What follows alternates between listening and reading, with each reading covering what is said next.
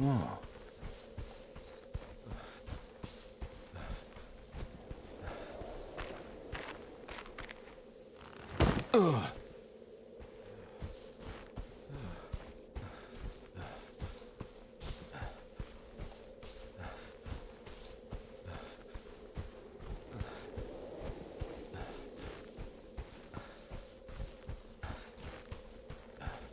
A sunken desert temple. I better get down there.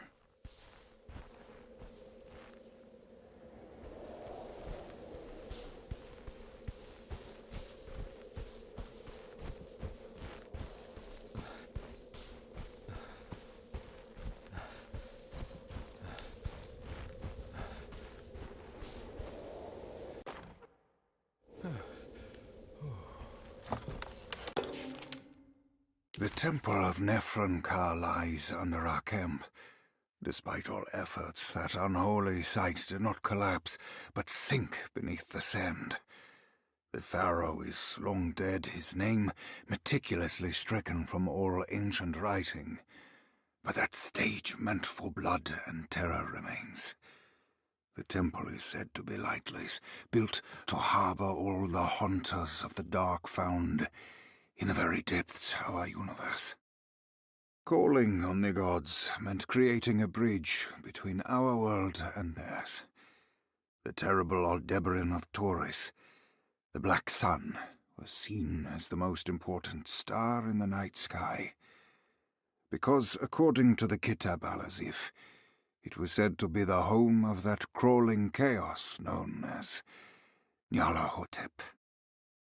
Through ancient mechanisms, it was said that the priests could open shafts channeling the light emitted by that strange stone called the Shining Trapezohedron.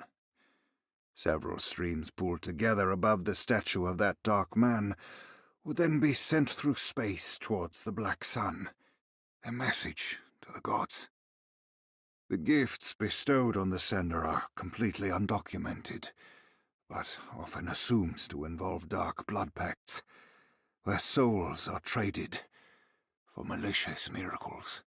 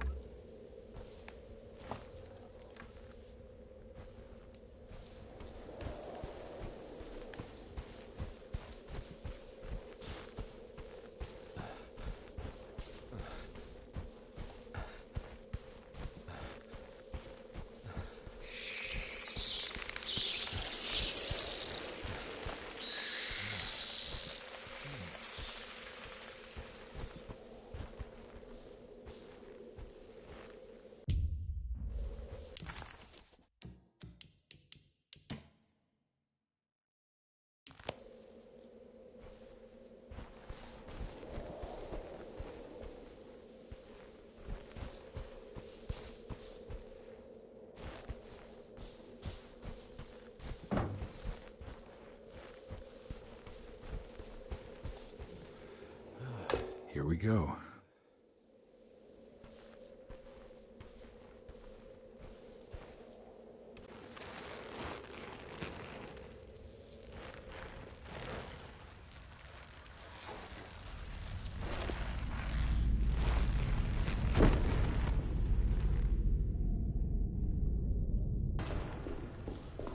What is going on?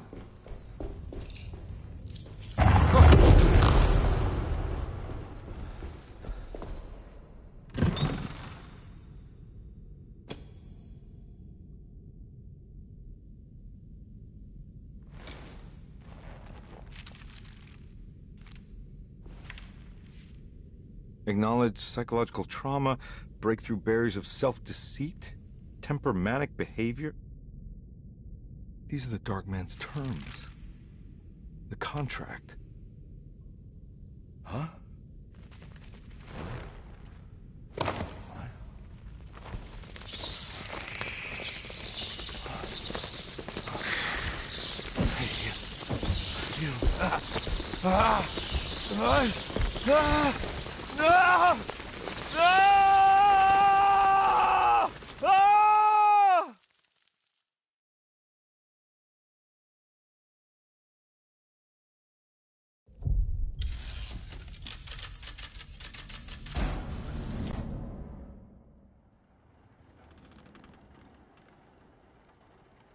Hey. Hey, detective?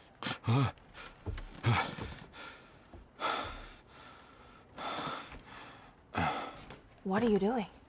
Oh, I found something. Great. Was it alcohol? God, no, I just got the wind knocked out of me. I think I know how to break the contract with the Dark Man. What exactly does that mean? Everything going back to normal. All right. I found some more information on Dorsetto and the patients. There are some seriously strange things going on here. I'm pretty sure 2 of the patients are dead, and maybe even the clerk. Oh, yeah. I kind of just gave up on worrying about that. Well, just keep your eyes open, I suppose. What were you doing again? Jeremy made a pact with the Dark Man to keep all the madness locked inside Dorsetto. All right. I'm gonna break it. I just have... Where is it? Where's the talisman? It's around your neck? Ah! Ah!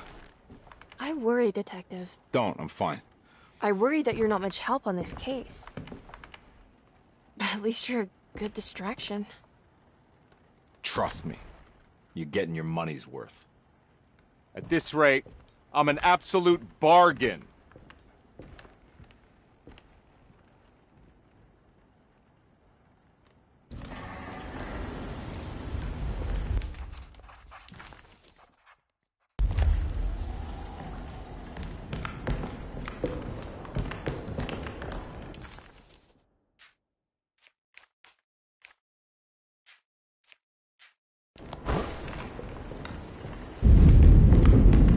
Just what this evening needed. Some ambiance.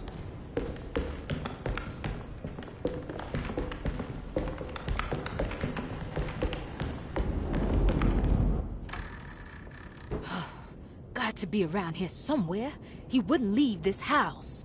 I don't know what to think anymore. You run into that detective fella? Who is he? Can he be trusted? I think he one of the good guys. Or you know, like us. Will he be all right with her coming? Praise the mother. You don't need to know about all that. Just help the journey. Just calm down. It ain't time yet. God, it hurts. As far as I can tell, Detective Comby seems to be solving problems, not causing them. Just be ready in case he starts anything.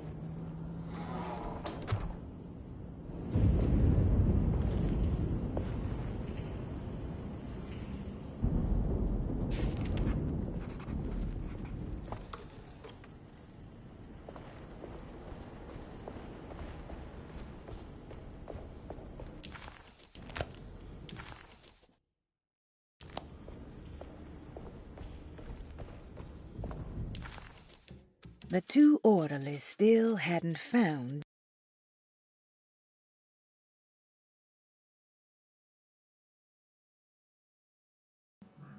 Break the Dr. Gray office and find out how much you know.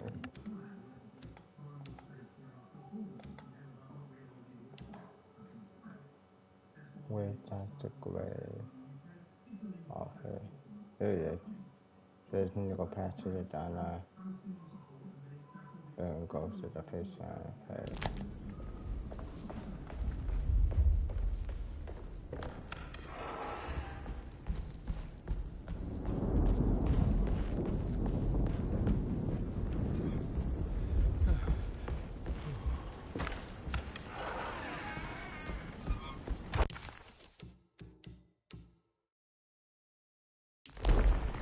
Christ, what the hell was that?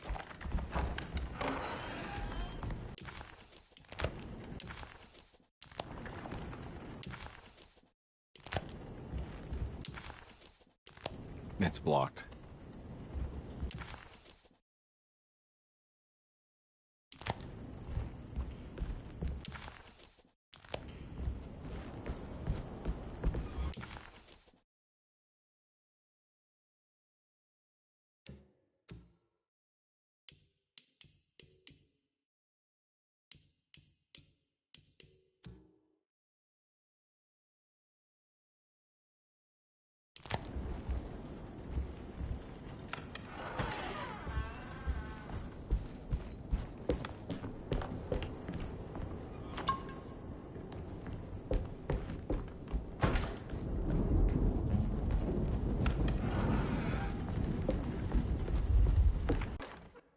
Lunacy and the Astarte Artist Colony, a monograph by Yael Klein. In early 1909, the old Derceto plantation outside of New Orleans was turned into an artist's colony. 3 famous European artists rented the house and the surrounding land from the owner, the Ledoux family. The colony was chiefly run by Sebastian Cortez, who was playfully dubbed the captain by his collaborators, William Arges and Heinrich Kassel. The colony existed for 6 years, until one day all 12 members disappeared without a trace. It is widely believed that their disappearance is connected to the disastrous hurricane that passed through on September 29, 1915, but nothing truly supports this claim. What is known is their frequent participation in New Orleans nightlife, their love for hosting parties, and their elaborate contributions to the Mardi Gras parades as the Pirates of Pontchartrain. Accounts of their lifestyle can be found in almost every gossip column. It can effectively be summed up as carefree and bohemian. In late June 1909, the name Astarte first appeared in the newspapers. Cortez said the name came to him as he was painting. There is never any claim to knowing about the ancient Phoenician fertility goddess with the same name before this time. His fellow colonist Heinrich Kassel did know, because he later produced sculptures that show clear references to ancient idols of the goddess. It's impossible to know for sure how this name suddenly made an appearance, but it is interesting because of Derceto's history.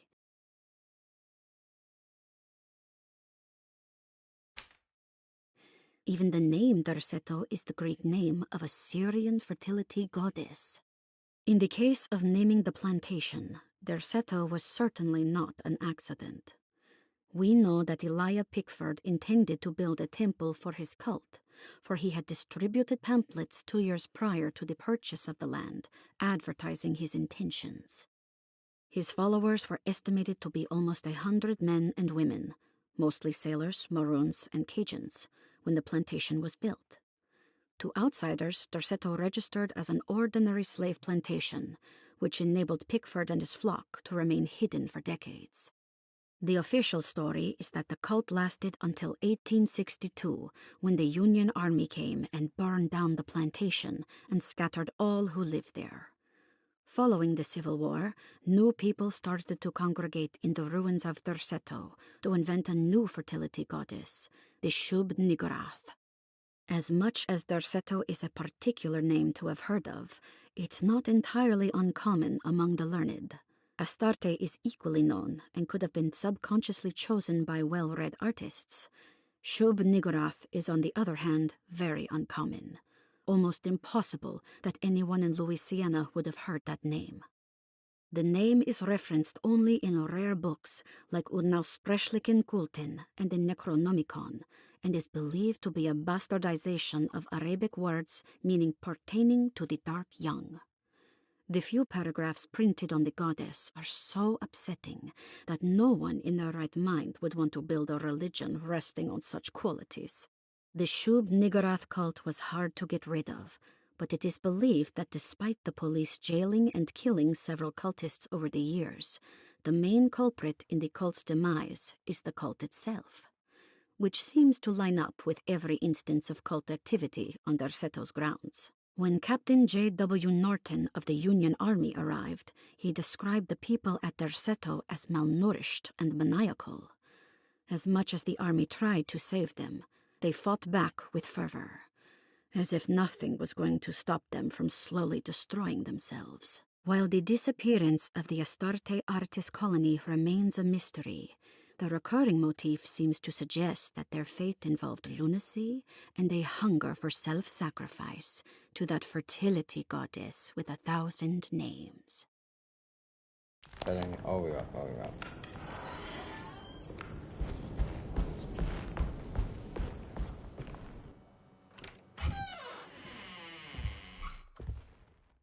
Detective Conby, good to see you again. Solved your case yet? I'm trying. Hey, Grace, you okay? Oh, she is just peachy, Detective. Are you looking forward to the Feast of St. John, Grace? I can't wait! Kids, ain't they great? What exactly are you planning for tonight? Oh, not much. We eat, we drink, we pay tribute to the wishing tree in the conservatory. The usual. Then why all the excitement? There is just something about tonight. Something's different. I think we all feel it. Besides, we got ourselves some new words for the prayer thanks to your buddy Jeremy. She'll come and turn the world inside out, and things will begin again. That sounds strangely threatening. You should come. Oh, God damn it, Grace. Stay put for once.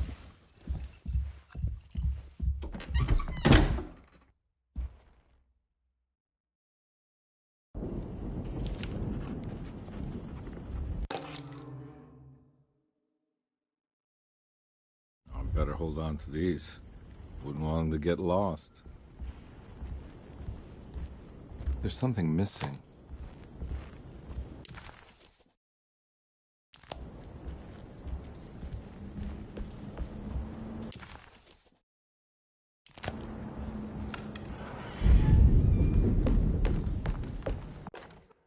Jeremy knew that the only one who could help him now was the guest in room number 3.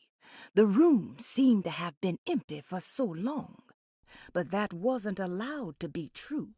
The story needed to be different, to include something from the outside. He would bring the guest back to room 3 and show them what was in that safe. 913. But those were not the right numbers. That was the combination for the safe in the clerk's office.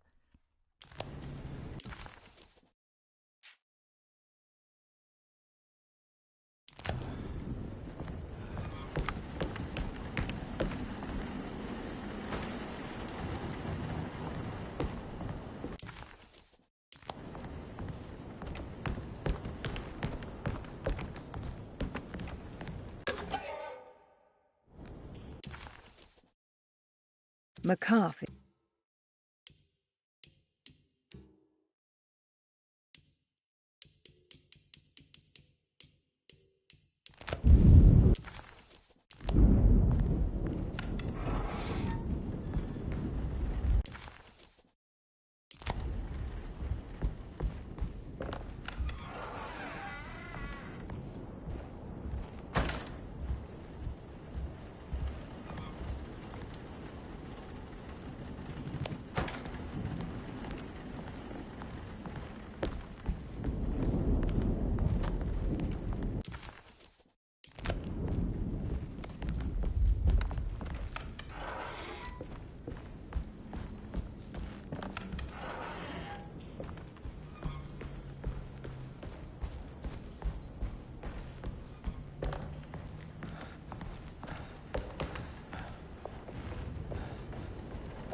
I can't leave. I got a job to do.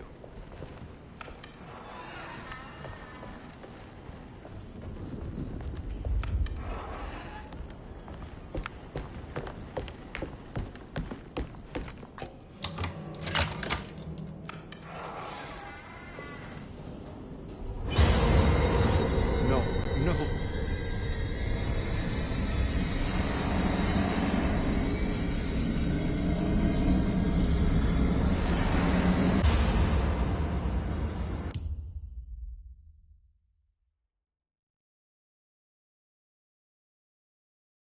I'm very, very scared.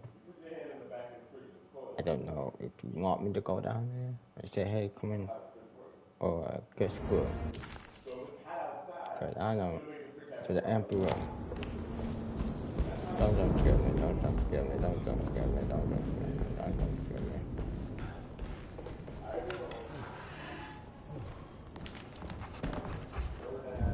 This is my Oh, please, let me go. room. I reckon I belong here.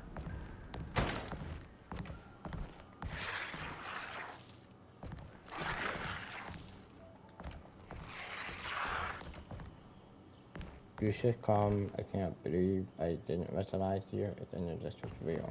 I know that number. Where's that from? I did this. 196. I wrote that. 196.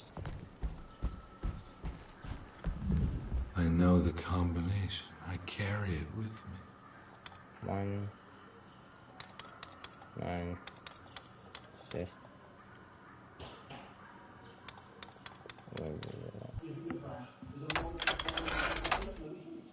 Finally. Detective Carr. Detective, I have made many discoveries in my case. The child we want is safe, thanks to good people like me and you. We're so similar, but you don't see all the things I do.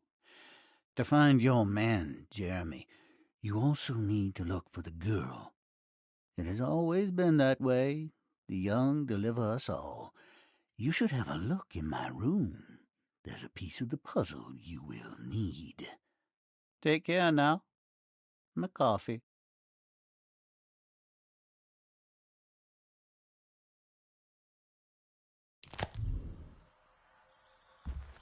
How long have I been here?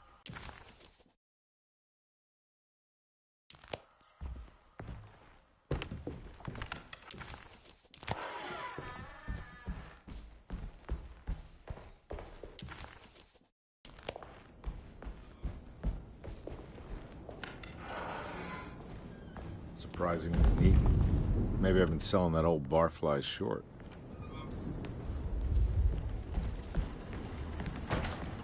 Looks like McCarthy has something hidden inside. Sometimes I think this place makes me worse. That Derceto might be my grave. A coffin made of ostentatious architecture. A Taj Mahal for the drunken depressed. There's something about Derceto. Something about Dr. Gray. Like we all pretend that we're here to get better, when in fact we are here to be forgotten.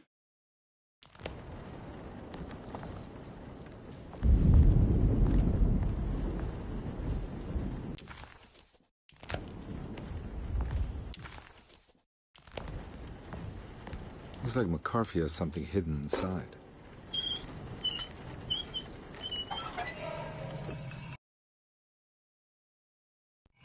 Why would McCarthy lock this up? Was he trying to keep Grace from completing the shape? If so, couldn't she have just made another drawing?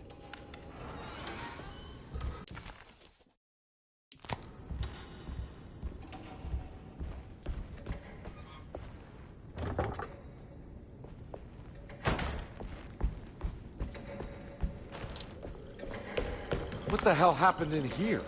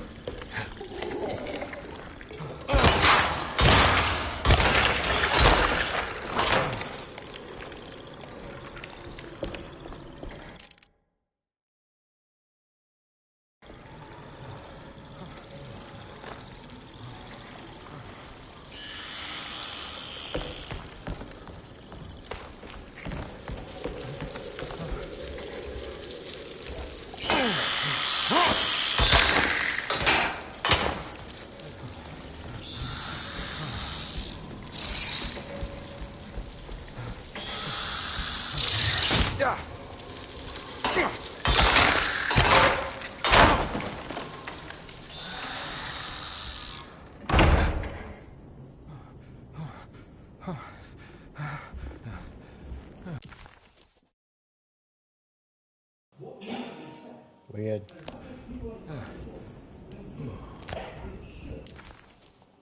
Oh, I gotta go to Grace.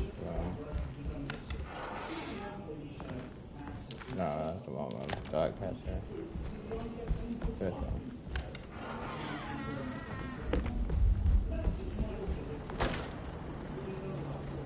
So that and the picture.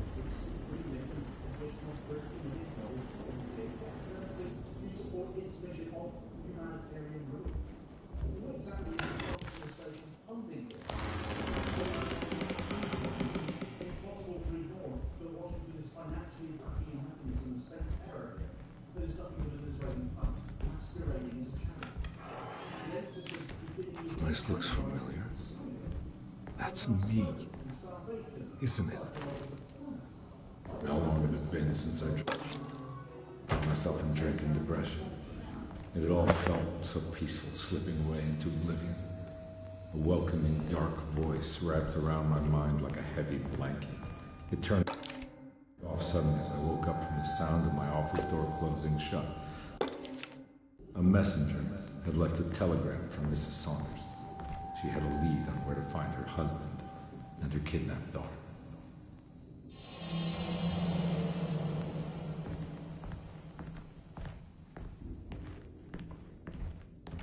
God, I used to drink so much back then. When was this exactly? What case was I working?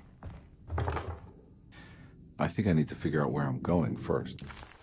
He was back in the...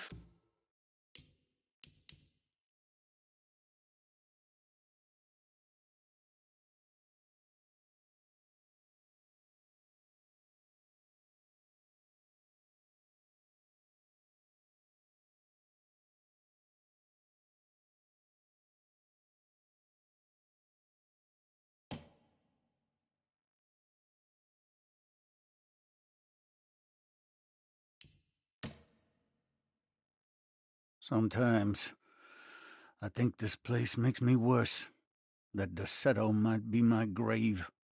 A coffin made of ostentatious architecture. A Taj Mahal for the drunken depressed. There's something about Derceto. Something about Dr. Gray. Like we all pretend that we're here to get better.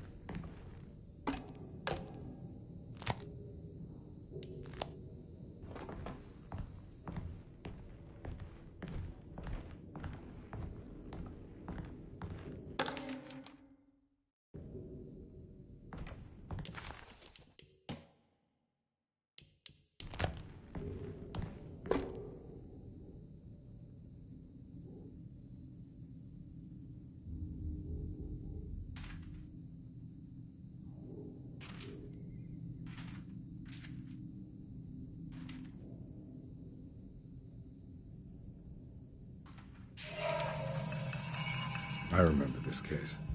Some kid got taken by her father, headed out of state, but he had made a mistake by selling a painting that his wife actually cared about to a collector named Thornhill to fund his venture. That's how I tracked him down. At least I think so.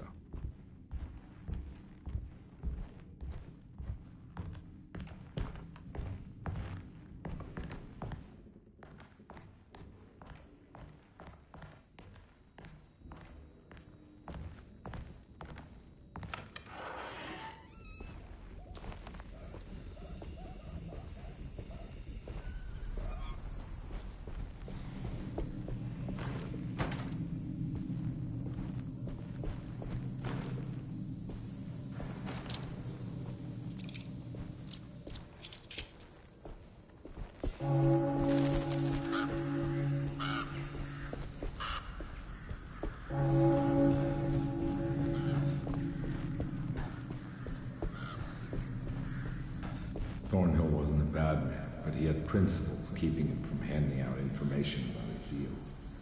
So he needed some convincing.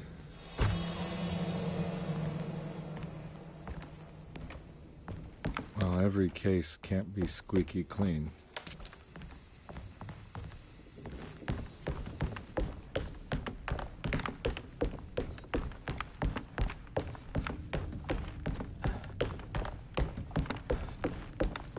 Mr. Saunders had sold a valuable painting to Thornhill, hoping the money would carry him to wherever he was going. The painting, now leaning on an easel in Thornhill's bedroom, had a certain mesmerizing gloom that seemed to call out to me, telling me I was needed for something important.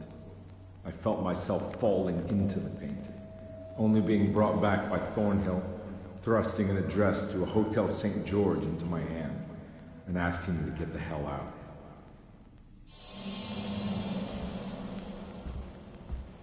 I don't remember this at all, but I can't say it didn't happen.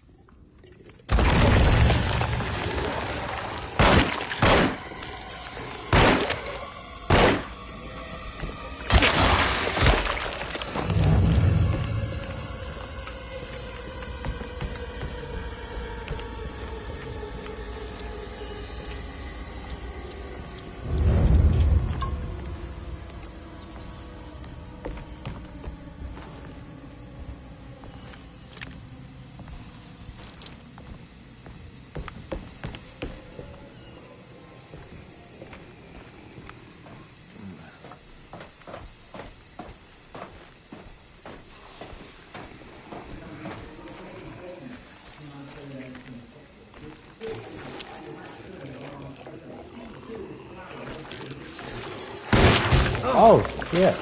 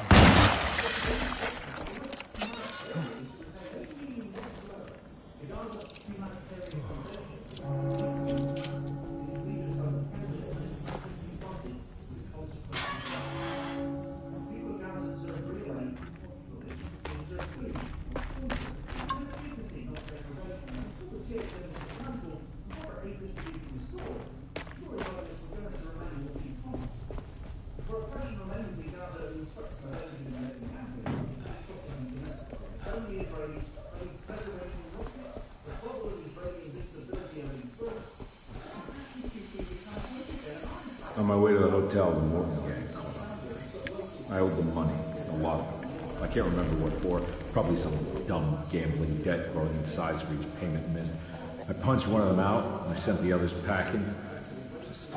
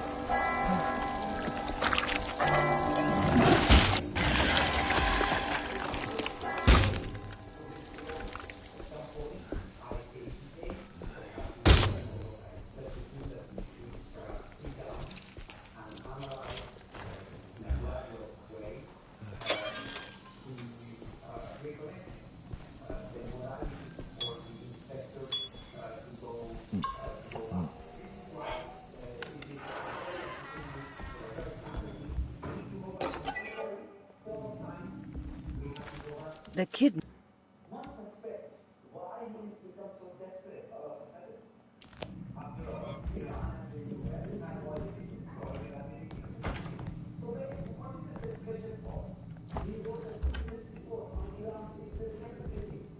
I found him. In the hotel ledger, I recognized the handwriting of the signature, Ted Stryker. It was him. I could feel it. It was the kidnapper I was hunting. I put on my knuckles and hurried up to his room.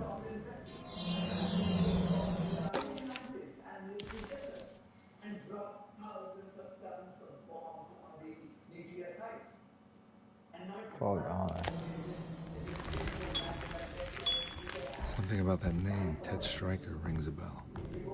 Feels vaguely familiar.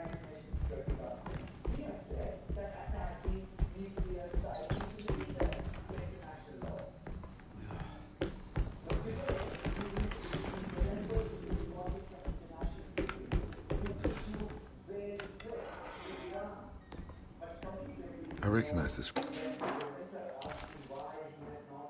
David Wood business card. But I didn't catch up with them here. I must have followed them. But where?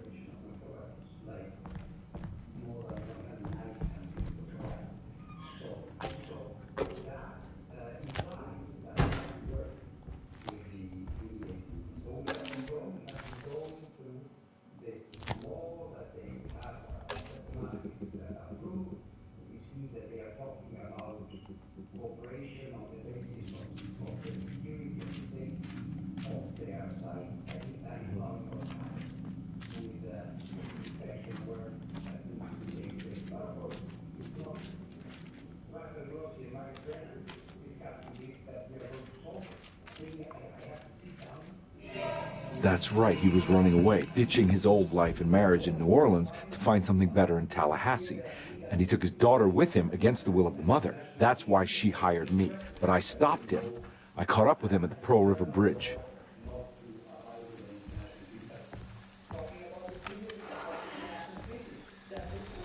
Pearl River. This is where I caught up with him. This is what the Dark Man wanted me to revisit. But I'm still not seeing it. What am I forgetting?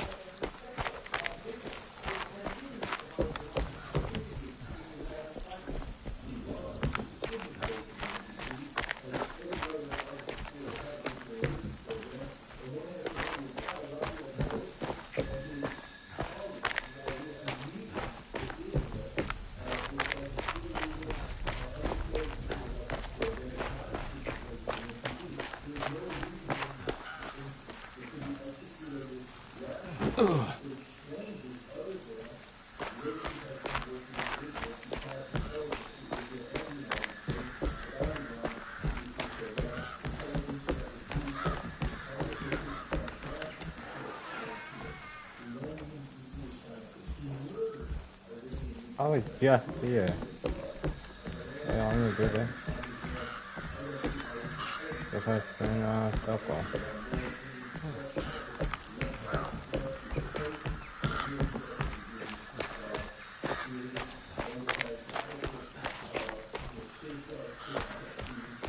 Did it break something? No?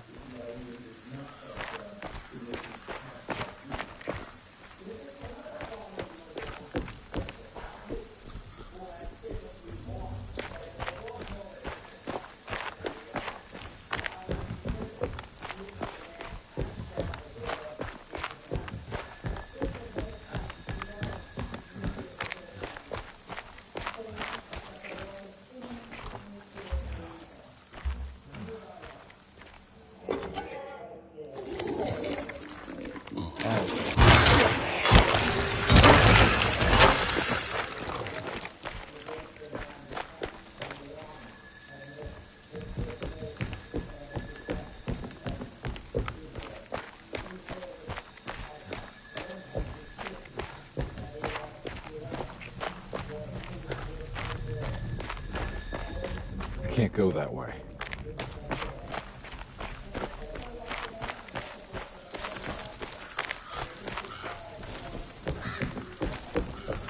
Oh no. It was her all along. The new girl.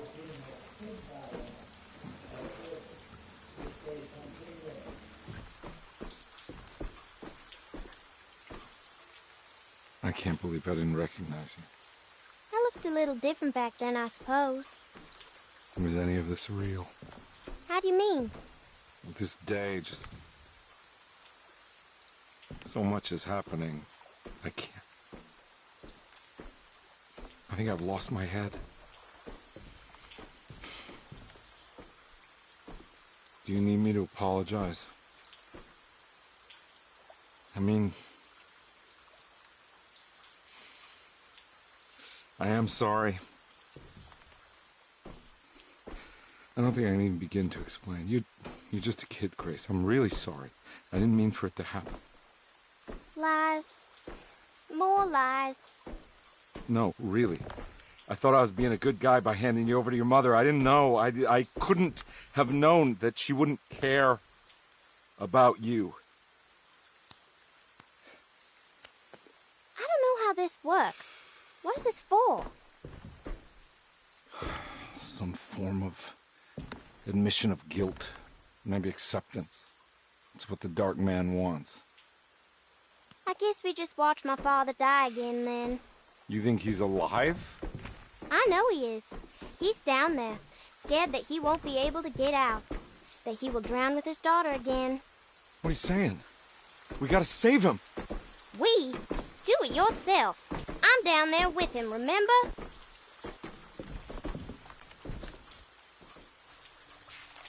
Can I really save them? This all happened so long ago. I have to find a way to get down there. There must be a way to save you both, right? Why else would I be here?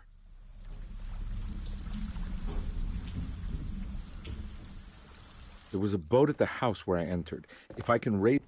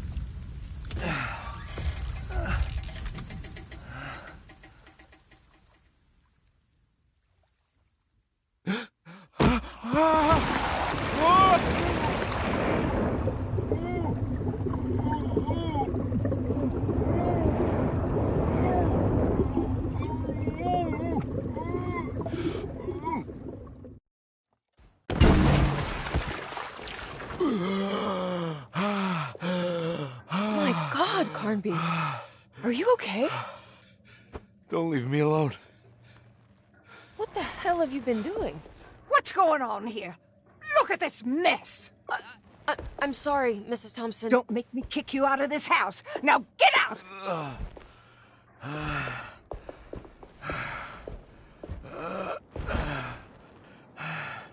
Hey, Detective. Mr. Carnby. I'm really worried about you. I'm okay. I just need to catch my breath for a moment. This place?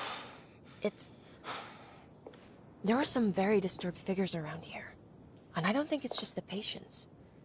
I've been reading some things about how Derceto has a deranging effect on people. I think it might explain... things. What? Just take it easy, okay? I'm gonna go find a way into Dr. Gray's apartment. I want to know what he's hiding. Emily, don't worry. I think I'm close. I'm gonna set everything right. Just be careful.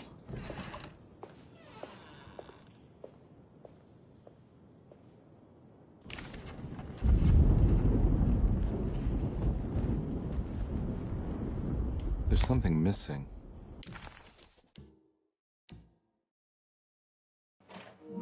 I forgot something. Oh, I have to go to Mr. Clark. Where am I? I'm in here trying to go downstairs.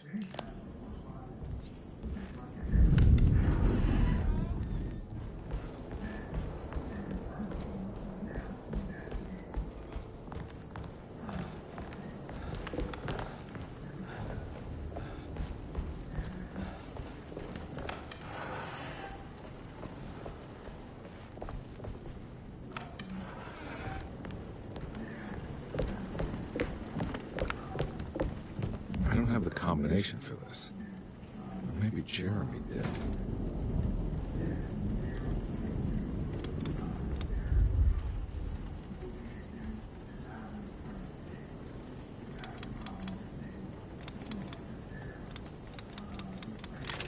It worked.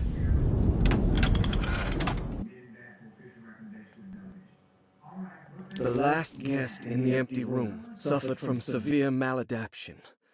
I must write this down, because if I understand the condition sufficiently, it could make me deny this fact at a later date, and there is reason for me to think I may come to suffer the consequences from this dysfunction, as some who came in contact with the guest seemed to adopt a new worldview in which everything was predetermined but broken.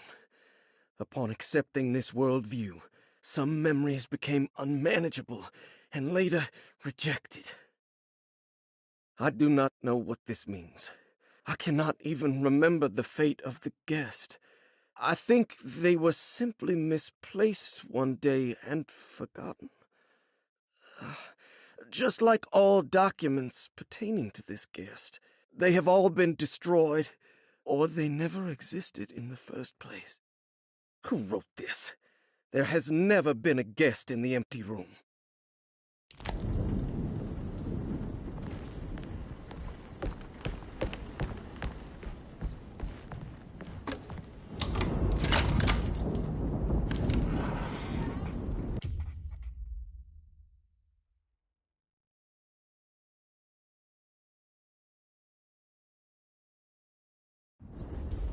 Dr. Gray's office, all to myself. Let's see if we can figure this guy out. I have finished tidying up Miss Beauregard's belongings. I will leave it to you to contact her agent and have them collect her things. I found one of Grace's drawings she might want back, along with this key in her room, which I believe you've been looking for. Mrs. Thompson.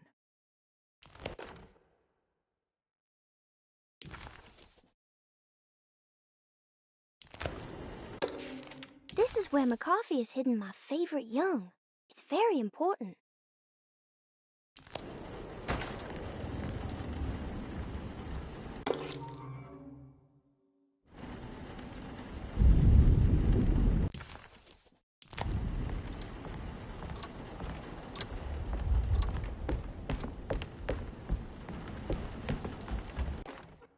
Dearest Dr. Manzetti, I find myself in a losing battle with my patient.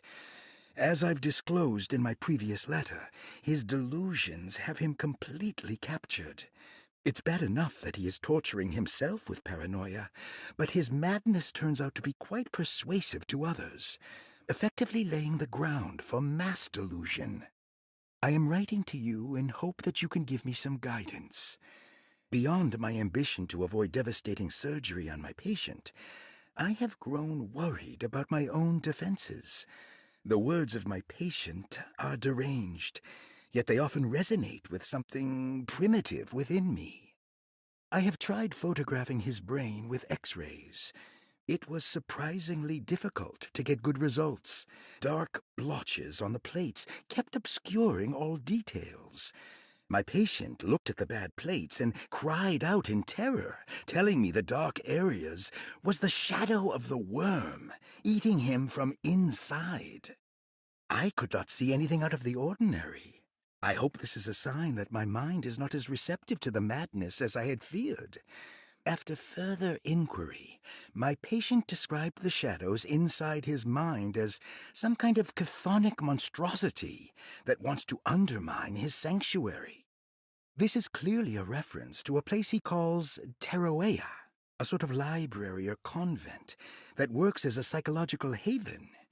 With this imaginary haven threatened by this Chthonian, he has now constructed another, less pleasant hiding spot.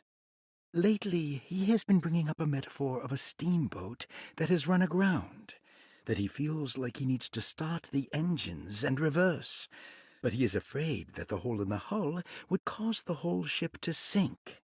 I've been watching him turn this metaphor into reality for the last week. He knows it's made up, but he is doubling down, trying to make it a real memory. I feel certain that this is my chance to break through the barriers of his self-deceit.